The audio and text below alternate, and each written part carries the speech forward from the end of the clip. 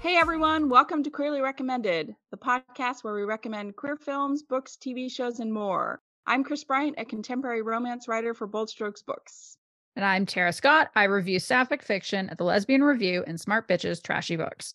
If you'd like to support the show, there's links in our show notes where you can contribute to our coffee, sign up for our newsletter, or you can even just tell a friend about us if you think they need more recommendations like we're about to make in this episode. Before we started recording, we had a bit of a controversial conversation that we thought, let's stop and have it here because you should all hear us argue about vegetables.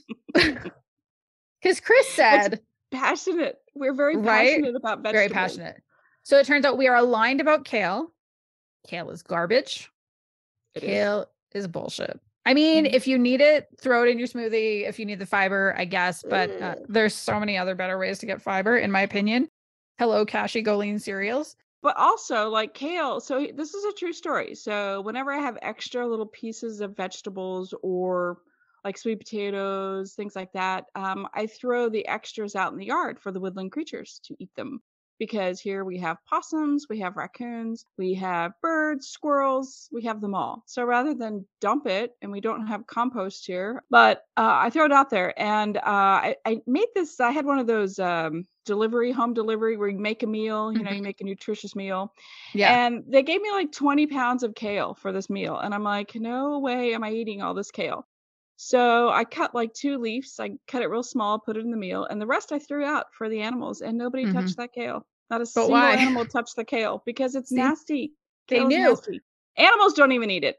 No, you reminded me. There was this time. So my grandmother, very much a product of the Great Depression. Like she went through some stuff at that time. Her family was quite poor, unfortunately. You know, alcoholics. Welfare situation. And the Great Depression was like rough for everybody.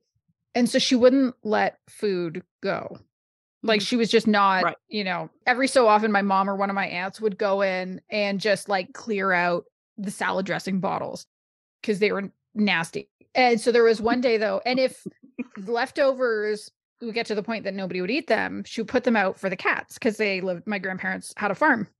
Of course, it's a farm, there's cats all the time. And there was one time, there was this chili, it was bad. Like it was so bad. And she put it out and even the cats wouldn't touch it. It was like, see, the cats know, Simone, to get rid of the fucking chili. Put it in the garbage. It's not okay. I like to think the cats would also agree. Like cat eating chili. Like that throws me. My sister told me she has a cabin like a couple hours south of Kansas City in the woods, of course, because she lives for scary movies. So why not have a cabin? Oh, sure. Why not live in one? Right. So she puts out peanut butter and jelly sandwiches because there's a fox that eats them.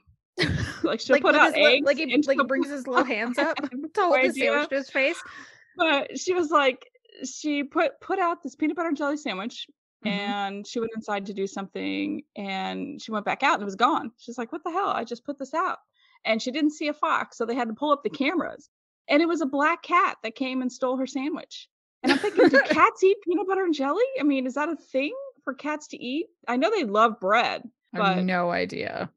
I think they just, so that's weird for me to hear about cats eating a bunch of stuff. I think they will eat whatever they can get their hands on. I'm starting to think your sister lives in a Wes Anderson movie. You know what? My sister, she's the one, we've been through this, how horrible my sister is. She's the one that took me to The Ring saying it was a romantic comedy. So my sister's all about scary movies. And I swear to God, if I knew that she didn't have guns in the house, I would go down to that cabin and I would scare the shit out of her. But they have guns. And so I can't do that. So. Well, you can do it once. Right. And then that's it. Yeah. No, so I more than that. Yeah. So the conversation started because the Brussels sprouts, you and I started talking about Brussels sprouts. And my whole life I ate them. I didn't want to. It was one of those where I had to sit at the table and eat my at least one Brussels sprout before I went to bed. Like I would sit there until like 7, 8 o'clock at night and I would not eat that thing. And it would just get grosser because my mom boiled them and then put that on it for me to try to eat it. And I hated it. And so I've always hated Brussels sprouts. But then I got the air fryer. and I got some spices and I said, I'm just going to try it. And oh my gosh, I have like nailed the perfect roasted Brussels sprout. And I can make Brussels sprouts chips and they're so good. And you're shaking your head at me like I'm crazy, No. but you put the right Yes. spices on it and it's No. amazing. Yes. Yes. I It don't is. know how many times I've been told You just you're haven't just had not the eating them the right way. And I have tried all of those recipes. And now I refuse to believe, although I heard somewhere Mhm. or I read somewhere that actually whether you like or hate Brussels sprouts is very similar to whether you like or hate cilantro. That I it's hate like this cilantro. I genetic. hate it. I hate it. It Oh, tastes see, like perfume. It is soap. I like cilantro, but in like, I No. don't want like a whole mouthful of it, but with like Thai stuff. Like, I'll just go suck on a Tide Pod if I wanted to eat cilantro. I mean, it's No, disgusting. It tastes Tide like told soap. people to stop doing that. They did, didn't they? Yeah, they really did because all those jackasses that were. Yeah. Mm, Don't listen to me. But no. yes, no, cilantro has a soapy, perfumey taste, and I actually, when I go to Chipotle, I have them get brown rice out of the back because the brown rice they cook ahead of time doesn't have cilantro in it, so I'm out, and so Does that's how I the do it. does the other rice have cilantro in it? The white rice, yes, but I like brown rice. Oh. Yeah, we don't have that here. Hmm, okay. Well, Sorry. you are missing out. And I haven't tried it when I go to the States either, so I I don't know, there's so many other restaurants and stuff to try, you don't wanna try a chain. no. If I'm No. traveling, Right. I'll only try a chain if it's like I've been hearing all about it and like I'm Mhm. curious to try something, but otherwise, I'd much rather like, okay, what's a local like what's the Right. good place that local people want to go to? Exactly. And Yeah. for, here, it's not Chipotle. It is not in Kansas No, City. No. You come here, I'm gonna take you to barbecue, like real barbecue, because that's what we're that's known what I for. want. Yes. Yep, that's what I want. Mhm. Mhm. All right, I got you. Chris, what have you been reading or watching lately? Okay, so I have been watching all the Jeopardies, like the regular Jeopardy and the daytime Jeopardy with Kenny Yeah. Jennings. And so then like they had the celebrity Jeopardy, the tournament of whatever, Mhm. whatever, like best of the best. The winner gets $1 million for their I know, $1 million for their Wow. charity. And let me tell you, it is super easy. Like I I don't even have to be watching the screen and I can just hear the question or the answer and I can ask the question. I mean, that's how Yeah. easy it is. They make it easy so that celebrities don't look like idiots. I mean, it's I all going to mean, charity anyway. right, So, right. like, do the other contestants, is there any money that goes to their charity of Yes. choice? Yeah. So the runner up gets 250,000 for their charity and then the third place gets 100,000. That's incredible. Right. And it has like Will Wheaton was he was the third place. Ooh. I Oh, know. I really? knew. I would have Yeah, he thought was he'd do third place. better. I would have thought so too. But the guy who won, his name is Ike. And I kinda know I remember him sort of, but I'm super excited because he actually is in Mel Brooks's History of the World Part 2 that comes out in March. Was Wait, back what? it's like 40 years They're ago, History of bringing the it World. back? They're bringing it back. No. Yes. Yes. That was How's like that gonna work? I'm trying to imagine how well a Mel Brooks film would play now. I know. I know. I Given the know. humor in them, and like I love some of them, but I also understand that it is a problematic love. It And is. But some of them were so far advanced though too, for the early '80s. They were pretty yes. far advanced. But Yes. yes, they wouldn't hold up well, and it's yeah, I'm sure they'll have like they have somebody there telling them what they can get away with and what they can't. Mhm. So, but yeah, History of the World is like family favorite. It's so funny. Oh my Yeah, goodness. So he said History of the World too. So like got on a thread with my family. I'm like, you're not gonna believe this. But yeah. here we are 40 years later or whatever, and we have another movie that comes out in March. So he won. And then the guy, I can't remember his name, but he does the voice for the Goldbergs. Can't think of his Mm, name. Justin Palmer, I don't know. But anyway, so he came in second. And he was really smart. Like during the semifinals, he like killed it. He like was the best of the nice. best. He like killed it every time. So I thought he was gonna win. But then this other guy, he just like came out of nowhere and he was like hitting they have like they have regular Jeopardy, double Jeopardy, and triple Jeopardy. So, like, they give you Oh, every opportunity to, like, double your money, triple your money, yeah. and this one guy he got really lucky by hitting all the whatchamadoogers, Mhm. the the little daily doubles. God, I couldn't think of it. Yes. So I've been watching all the Jeopardies, and they're over now, just regular Jeopardy, Mhm. and then I started on Apple TV, I started Dear Edward. What's that? I don't think I've even heard of it. So here's the thing, like, I secretly think that they stole my idea. It is about a plane wreck, Oh. and there's one survivor, it's a 12-year-old boy. Basically, it's kinda like pre and post, you know, how you see how they all line up together. Like, Mhm. you see the history of certain people and how the survivors relate to that person. I've only watched 3 episodes, but it's really, really good, and this poor kid, he's 12 years old, and he's like a prodigy, and he's, like, super smart, and he, like, was really close to his brother, and his whole family was on the flight, and so now he has to go live with his, aunt and uncle, and they are just a hot mess themselves. So, yeah, so it's very interesting and very good. So, I'm pretty excited to get to the next episode of that. And of Mhm. course, I have been watching the playoffs, and my awesome Yes. team, the Kansas City Chiefs, have made it to the Super Bowl. So, thank you. Congratulations. I feel like I'm responsible because I wrote a book about them, but, also, by the time this episode drops, I'm either gonna be super happy or super sad, so I'm hoping Well, I'm super happy I'm because we won. hoping you are too. Yes. So, that has been occupying my time. I've also been writing. I have some deadlines coming up, that I've actually the past, and I'm so behind, so, You're doing your um, best. I'm doing my best. I'm trying to write as much as I can when I can, Mhm. and so that's what I've been doing. What about you? What are you occupying your time with? Okay. So, a few things. Mm. Of course, I'm watching Drag Race season 15, and I have such mixed feelings about this season because, on the one hand, it's an incredible batch of queens. And I mean, all the ones that I thought would go home early have gone home early. And now we're getting to where it's like, okay, like it's getting each week, it's a little tougher to even guess who's going to go home because they're so good. But it moved to MTV, and in moving to MTV, they took them from, I don't know how long it was with commercials. So I'm going to say the without commercials because I'm watching them on a streaming platform in Canada that Mhm. doesn't have them. So it's taken it from like a full hour, sometimes longer for the premieres, to 40 minutes. And Mhm. so everything feels like that. I didn't realize how much that extra 20 minutes allowed everything to breathe, like more time to get to know the queens. They took out the judges' deliberations, which I think is a huge Oh, gap, wow. Yeah. like a huge, huge gap. And it's just like, I watch it, of course, because I have to, because if a new Drag Race episode drops, I have to watch it if like RuPaul is in it. I don't watch all of the international franchises, but I'm hoping they'll go back to having a longer format. I read something about how MTV made it shorter so they could give that extra half hour to Big Brother or like Real Best Friends of WeHo or something like that. Oh my gosh. Todrick I have no Hall is idea. on it. Carson Kressley is on it.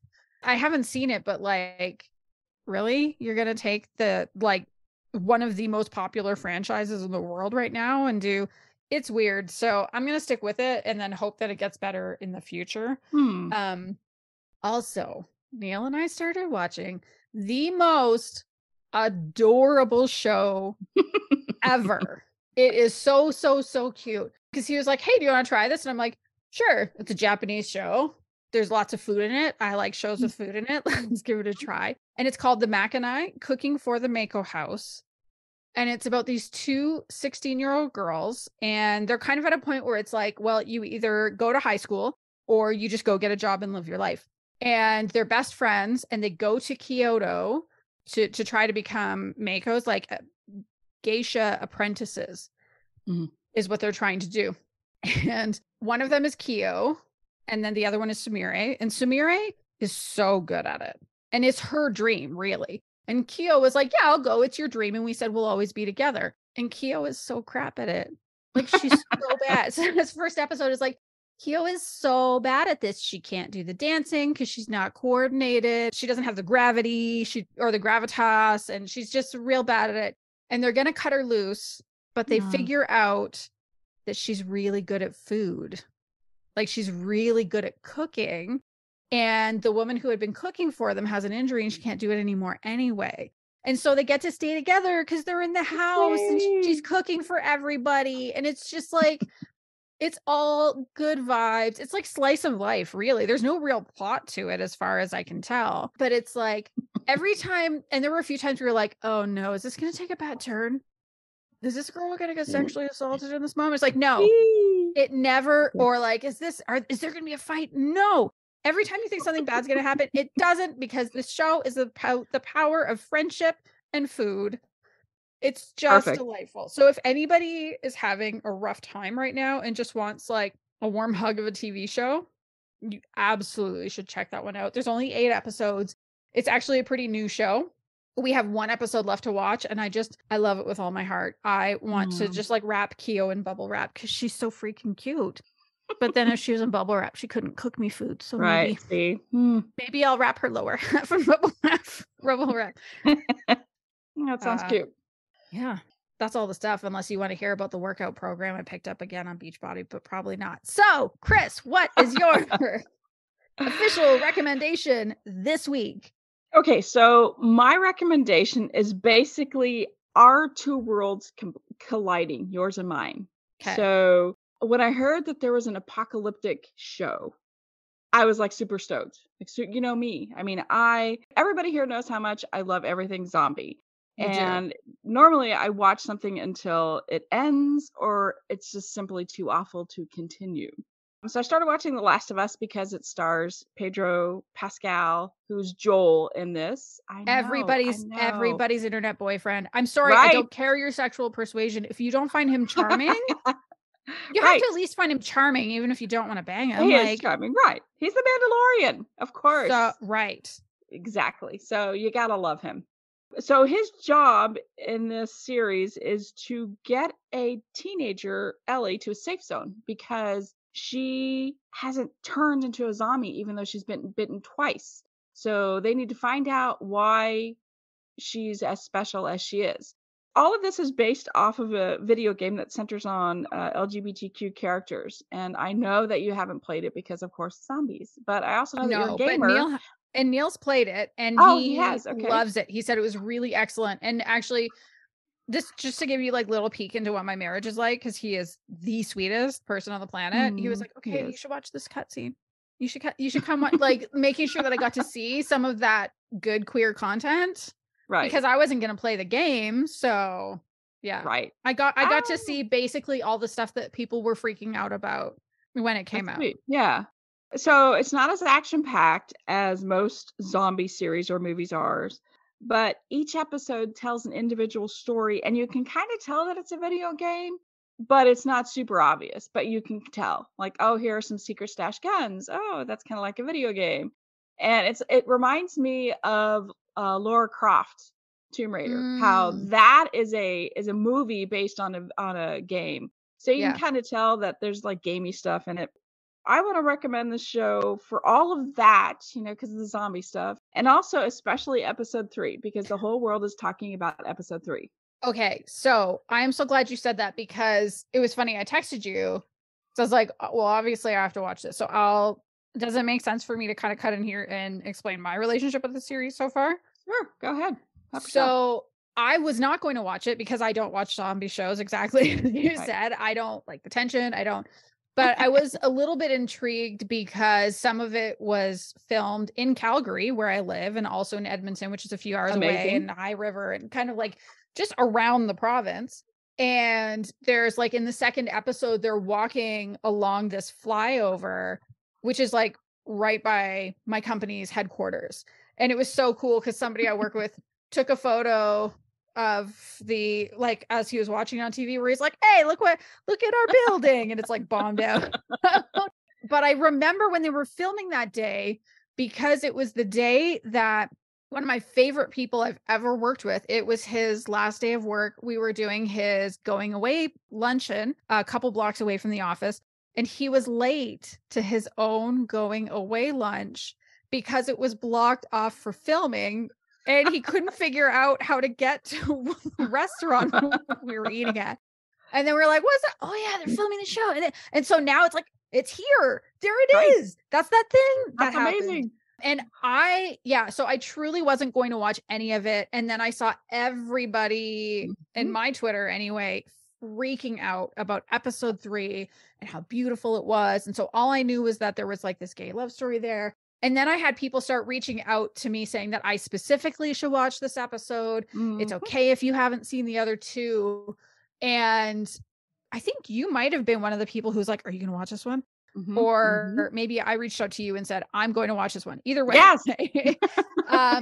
But then Neil watched it and I said, well, what do you think? Because he's kind of do you think this is going to be a problem for me or not? Because he knows that I have the problems I have with the horror genre are multiple. Like, I don't like things that ramp up my anxiety. So stuff with like a lot of tension can be a problem. I don't like body horror, which is its own problem in and of itself. And so when you put the 2 together, it's like, well, I mean, isn't this like, aren't we talking about zombie shows? And he said, I'm going to tell you all the parts that might be a problem for you. I'll walk you through the whole thing. And he did. And I was like, okay, I'm ready. Yeah. Let's do this. And yeah, do you want to tell the people what it's about? First of all, I have to start off by saying, like, everybody knows that I am a walking deadhead. And if Is that what you call yourselves? A walking deadhead, I'm going with that. Okay. And if you've seen any of the shows or the offshoots, you know that basically everyone dies. Everyone dies on the series, basically. I mean, there's a couple of people left, but when you least expect it, like a very prominent player dies.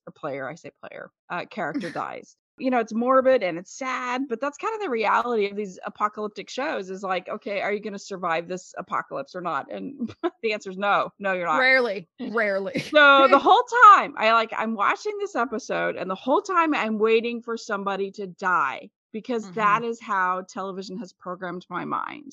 So I'm waiting for a knife or a gun.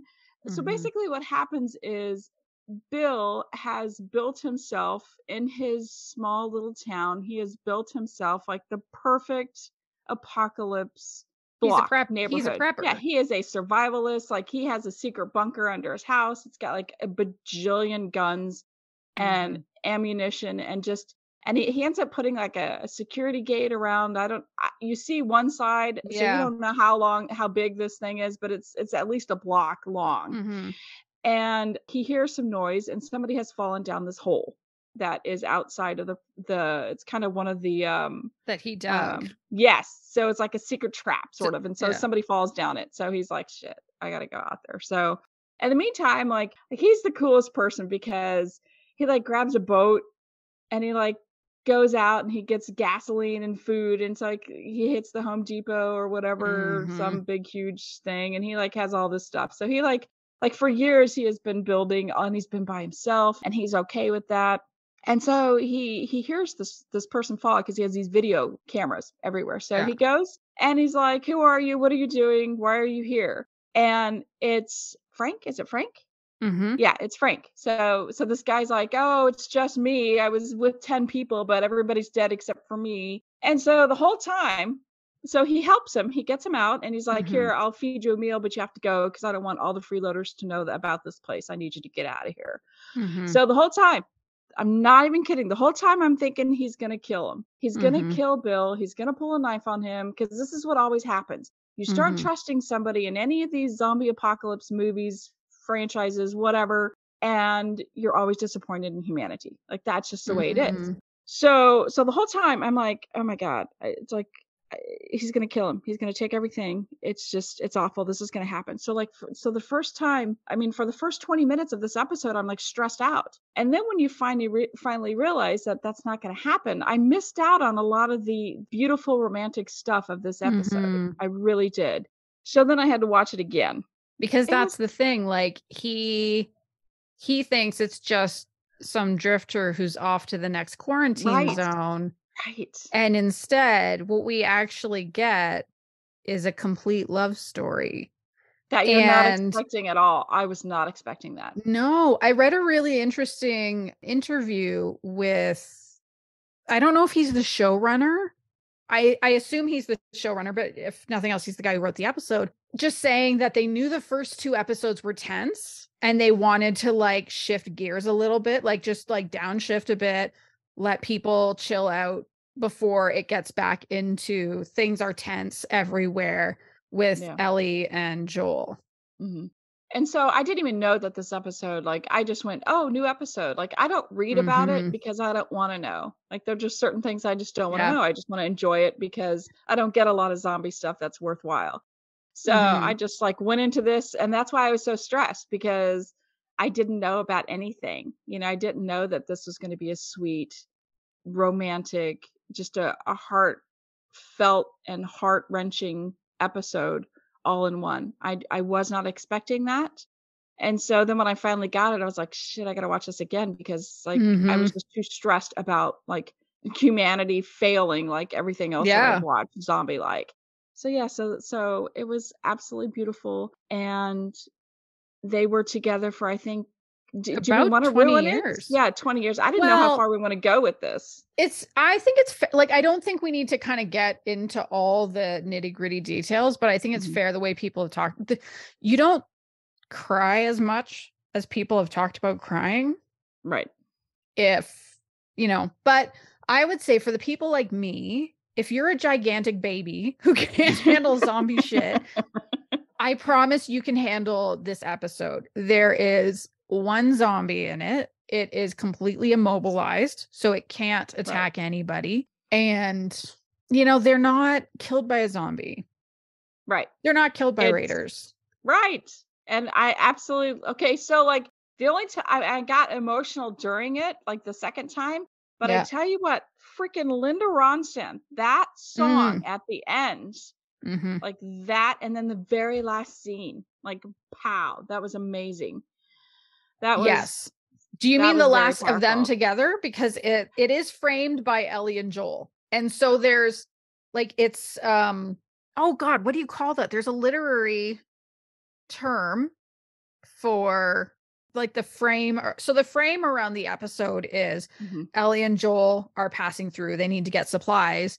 And Joel has known Bill and Frank for a while. And Right. so this is one of his, because he has a network of places that he stops for stuff. And so they're going to be stopping there. And so it kind of goes into, oh, what's Bill's story? Oh, what's Bill and Frank's Right. story? And then it comes back to them at the But end. at the very last scene, it's looking out of the bedroom window. You're Yes. seeing them drive off. But here's the cool thing, like, I didn't Mhm. notice this the first time I watched it, but the second time I watched it, there's a beautiful portrait of Bill Yeah. that Frank has painted up on the wall. Yeah. And I'm Yeah. like, "Oh my god, this is a beautiful episode." And so, like, if you're a zombie person like I am, just know that this is just a sweet episode that you're gonna get. So the thing that I love about it, and I'm going to preface this here and I'm pausing on Um, purpose to make it easy to okay. edit. So I guess I Mm, want to say if this feels like too much, we can cut it out. okay. The thing that I love, oh fuck, I'm gonna cry talking about it. Like Oh this my is god, look at Tara with I us know, I know. No show has done this to me like the ending of The Good Place. But like for me, it was so powerful to see 2 men of that generation Yeah. get to choose how they go out. Because they did get to choose, right? Like, Right. yes, we see how we see how everything ends, but it ends together and on their terms. And like, okay, Bill didn't have friends because he was a fucking weirdo prepper that didn't make friends with anybody, Survivalist, right. right? Like, yeah, but Right. like Frank had friends. Frank Mhm. probably lost a lot of them to AIDS. And so to see 2 men of this generation where so many of their peers were gone, like that's it's not unusual for older gay men now to most of their circle is significantly younger than them. Mhm. And people wonder what's up with that. Well, what's up with that is that all of their chosen family died. They were Right. wiped out in a pandemic that a government allowed to happen.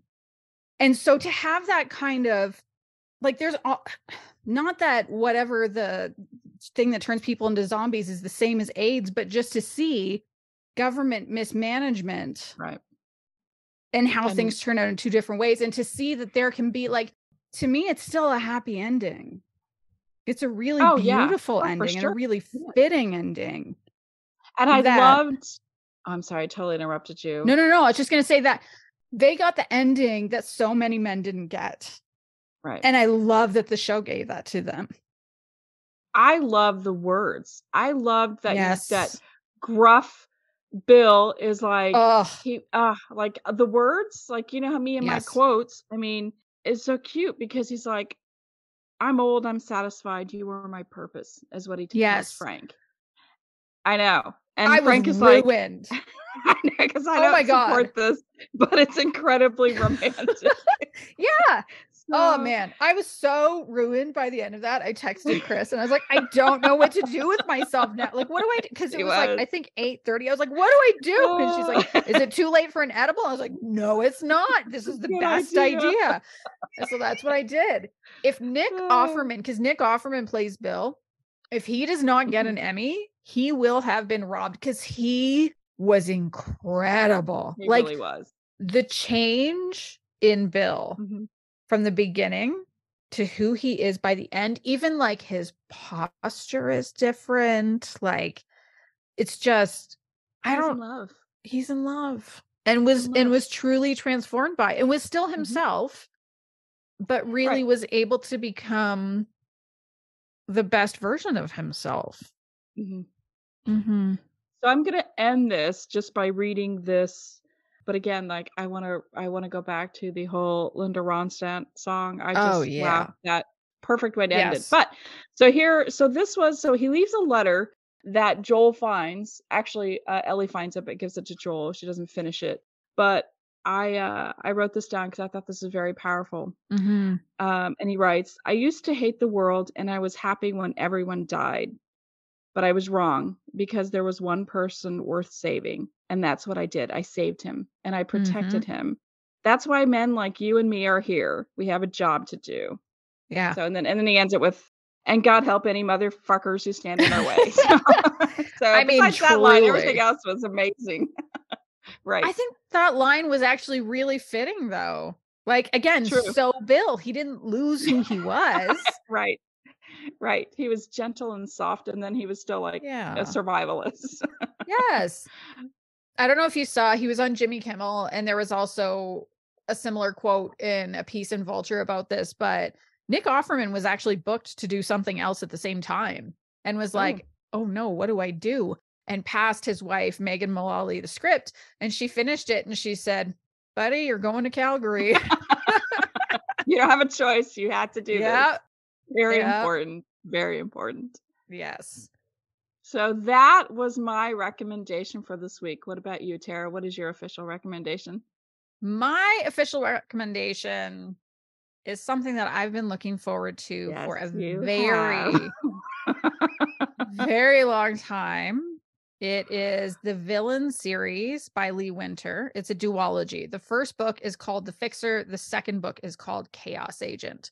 For people who have read The Red Files and Under Your Skin, you will already be aware of who Michelle Hastings is, and you probably rightfully hate her guts because she did something horrifically bad to Catherine Ayers before the events of the Red Files. She is the reason why Catherine Ayers went from being like the top political reporter in the US to, you know, doing celebrity gossip in LA. And it tells the redemption and love story of Michelle Hastings, which is always kind of an interesting, like, can you redeem a villain? So, okay, I'm going to give you a little bit of what each book is about. I'm not going to share any of the spoilery stuff. Good. Let's start with The Fixer.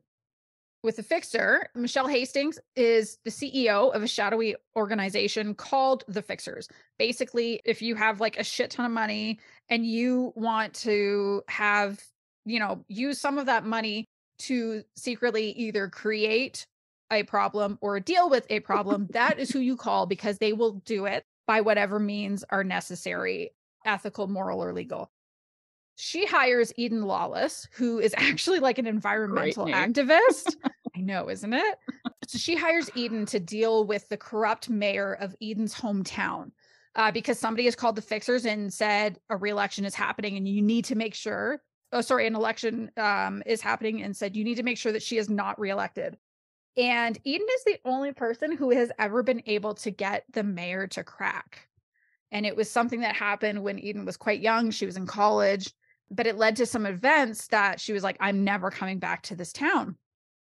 But it's kind of one of those, like, it's an offer you can't refuse, because she's told that if she pulls it off, she's going to get like a couple $100,000, which is like, if you think you're an activist, that much money, that can be life changing.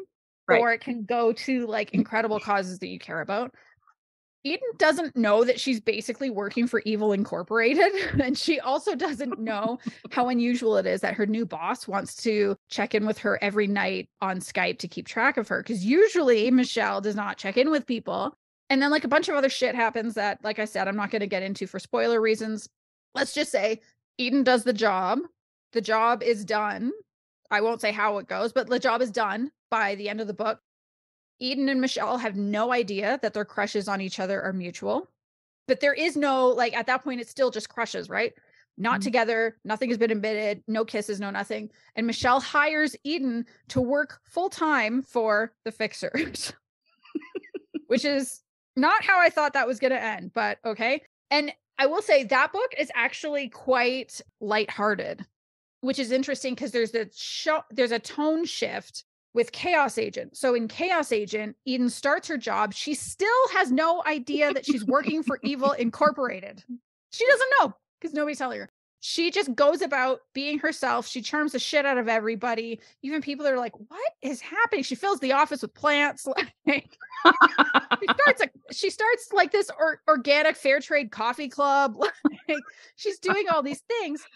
And she's creating all of this chaos because everyone on payroll has been told that they cannot let her know what their company is doing. And then at the same time, their crushes are growing more mutual all the time, but they still don't talk about it until one day Eden learns who the fixers really are. Oh. And who Michelle really is, and some of the things that Michelle is responsible for. Which, of course, Michelle is an ardent and effective activist. She quits right away. She has to take them down, no matter how she feels about Michelle Hastings. And then a lot of other stuff happens that I'm not going to tell you all about because of spoilers. But there is a happy ending, is where I'll leave it. Because it is ultimately a romance. But it also has so many kind of other things to it. And so, like I said, the first one is very lighthearted. And the second one is very interesting and not lighthearted. And I actually don't think it's angsty as much as it interrogates a lot of really complicated things. So this is where I'm going to get into what I loved about it. Okay. I've read a lot of Ice Queen stories. You know that I am a big fan of Ice Queens, right? Like, just tell me it's an Ice Queen story. I'm going to read it. I've never read one like this before. Ooh. Because typically in Ice Queen romances, the Ice Queen kind of like melts for her love interest. Right. But then is still kind of like icy with everybody else by the end, right? Mm-hmm. It's not that at all. It is a complete transformation story. We come to understand why Michelle became an Ice Queen, and then we see her total undoing. Like, I'm sure it's something she can still summon if and when she needs to. It's not like she's lost the capacity to sort of operate in that way. But it's really like, how does Michelle go back to who she actually is at her core, the essence of herself? And then Eden also has her own transformation because, she thinks the world is like black and white, right and wrong. All the lines are very clearly delineated. And this is where she learns that it's not actually like that. I was so relieved, and I very much appreciate that even though they do start in a boss employee situation, that is not where they're at when they get together. When they get together, they are very much not in that way. There is only a power imbalance insofar as Michelle has way more money than Eden does. So there's like a financial imbalance, but otherwise it's not like, one has power over the other in terms of like actually being able to make a living and their employability and whatever. This is also the slowest burn probably that I've ever read in a romance, because they don't get together until like 3/4 of the way through the second book. Wow. Like there's that kind of coming to understand each other and all Mhm. that happens before then. But it works. There's a really deep exploration of trauma there. So like I said, we come to really understand why Michelle is the way she is, but also why Eden is the way she is, because she has her own damage. And at the heart of it, I think this story is trying to figure out, can anyone ever fully achieve redemption for doing Mm. terrible, terrible things? Can forgiveness actually be achieved? And something that I loved about this book, and I actually think could end up being quite polarizing. I think people are either going to love it or they're not going to love it. Is that there aren't actually really easy answers. And this book does not let Michelle off the hook for the things she's done. It helps us understand why she did them, but Mhm. it doesn't say that anything she did was okay. And I think part of why that might make people uncomfortable is we're living in an age where more and more people are demanding corporate accountability, Mhm. and especially the executives of companies Right. that are responsible for bad things happening. I don't think this is going to appease the people that want that fully. And that's okay, because I think it's important for us to challenge ourselves and our own perspectives. Like for me, I was uncomfortable reading some of it. Like, I'm not sure how I feel about this, but I actually really liked that because I sat back and started to poke at like, well, okay, why am I uncomfortable? Right. Like to me, that's the sign of a really great book. If it makes me sit back and want to like pull everything apart, and like I actually don't feel like by the end Michelle will ever be truly absolved of all the things she's done. I think instead she evolves into the kind of person who knows how to live with her past.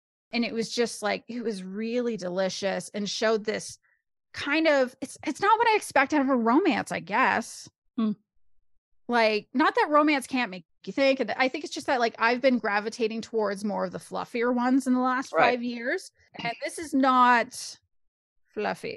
It's This a is not lot of that. things. No, this is not that. It has some really fantastic side characters. Michelle's grandmother lives with her, and she's this like nosy, chatty, bubbly, heart forward Jewish woman who's very, very old, and I love her very much. My other favorite side character is probably the Fixer's head enforcer. His name is O'Brien. He's well, I can't pronounce his first name, but he's like from Ireland, and he's like, he'll fuck you up, but also he's a teddy bear, and I love him. So I do want to give out content warnings for people just so they know. There's a scene at one point where I felt like the consent was pretty dubious between Michelle and a side character. It's way before she and Eden get together. I know some people are never okay with either love interest in a romance having sex with somebody else, but it fully makes sense. There are estranged family dynamics in this book for both leads. There is a physical assault that happens on the page. There is also a very bad sexual experience that happens off the page that isn't technically assault, but was traumatizing nonetheless. So just things to be aware of.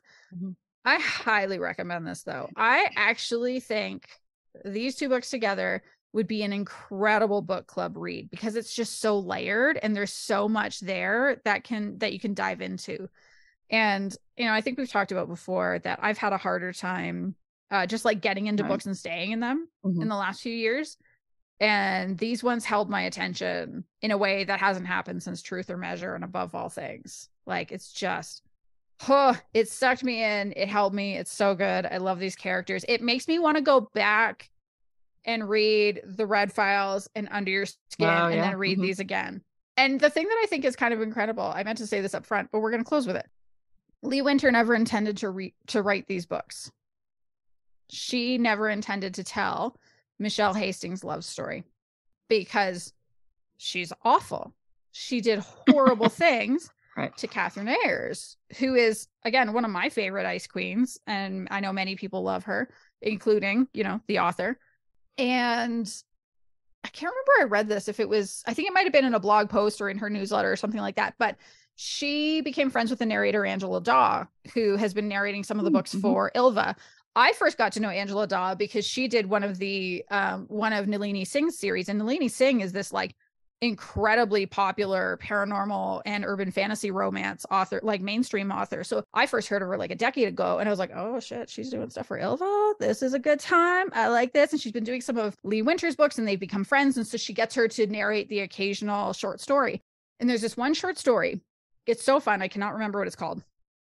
But she basically gets 4 bad people from across her books in there. One of them is actually the lead from Requiem for Immortals. One of them is Michelle Hastings, and then I forgot the other 2. And I guess there was something about the way Angela Daw narrated Michelle Hastings that it just like unlocked all this stuff. Oh, man. Nice. And so she was like, I gotta write this story. And I gotta say, I'm so glad she did. And now I want other people to read it because I need people to talk to about it. So please read it. Come find me on Twitter. I want to talk to people about these because Kris has deadlines and I can't make her do it. Yeah, I want to, but yeah, deadlines. Write your book until May. Yeah, I'm out until like May, the end of May. Okay, come back to me in May. Continue reading. Okay, I will.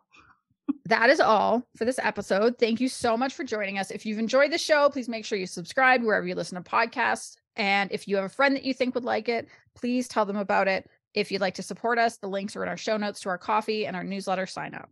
Or if you want to connect with us on your favorite social media sites, we have links in the show notes for that too. Or you can just search for Queerly Recommended on Instagram, Facebook, Tumblr, TikTok, and Twitter, which is, yes, still standing. I still stand by it. I can't believe it. I know. Or email us at look at that. Or email us at podcast@queerlyrecommended.com. Goodbye, everyone. Goodbye. Bye.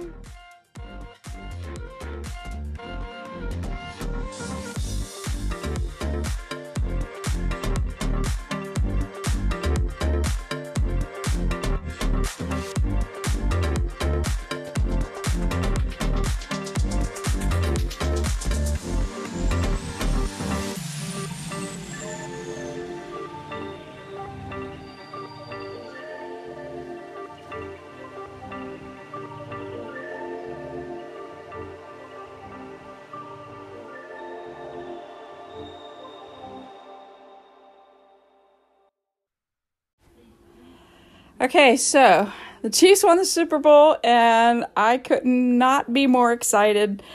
It was a tough game. I thought we weren't really getting a lot of calls that we deserved. And in typical Chiefs fashion, they kind of started off a little sluggish, and then second half picked up and won the game in the last couple of seconds. So it was a perfect ending to a perfect season, and I kind of feel somewhat responsible because I wrote a book about football, and there's a lot of Chiefs in it, so I will take this win. And like the whole town, we're just so excited, and I can't wait to go to the parade. So go Chiefs!